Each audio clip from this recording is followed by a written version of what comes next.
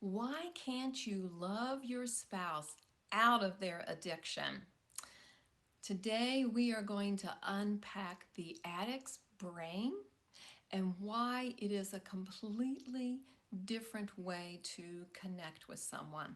We're in a series of what to do about an abusive marriage, and I'm so glad you joined me today. If this is already starting to trigger something for you, please stay tuned because at the end I have some personal encouragement for you.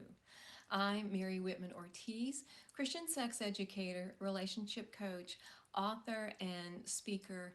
And I love to help couples to have great intimacy in marriage. So if you are wanting to hear more of this kind of content, would you subscribe to my channel and be on the lookout for new videos every Friday?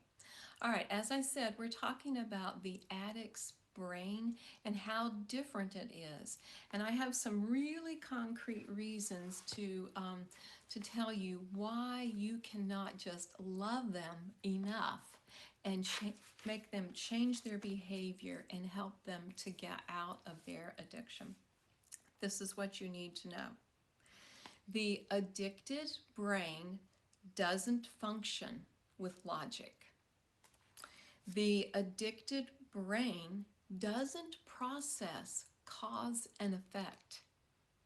And the addicted brain doesn't know empathy.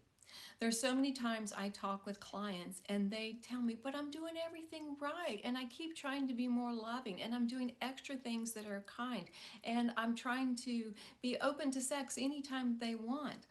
All of these things that the spouse is doing to try to help their spouse who's struggling, but none of those things will work because their brain absolutely cannot process it the same.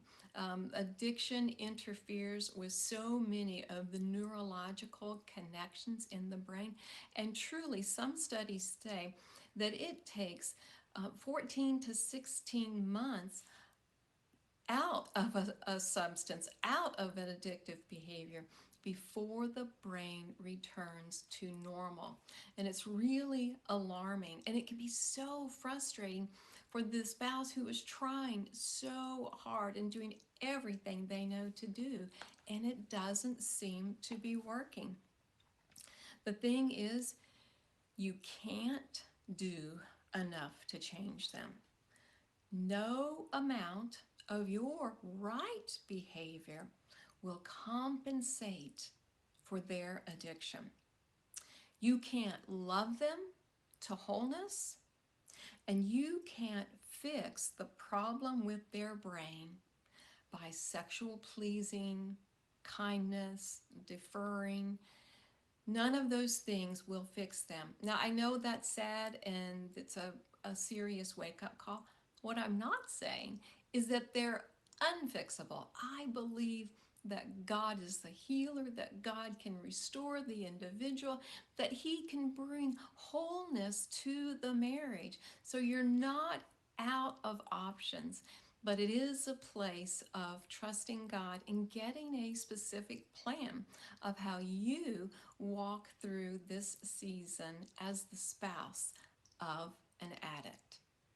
Now, the encouragement I want to share you is that I am willing to walk with you. As a matter of fact, it's my heart's cry to walk with you as you are beginning to process this because it's a big deal and you don't have to walk through it alone. As a matter of fact, you really will not be able to walk through it successfully on your own. So I offer this type of coaching.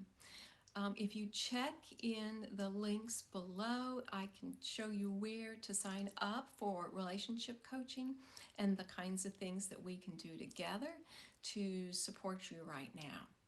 Thanks so much for watching. There's 5 um, parts to this series, so you can look for all of them. And remember, great intimacy is one of God's gifts to marriage.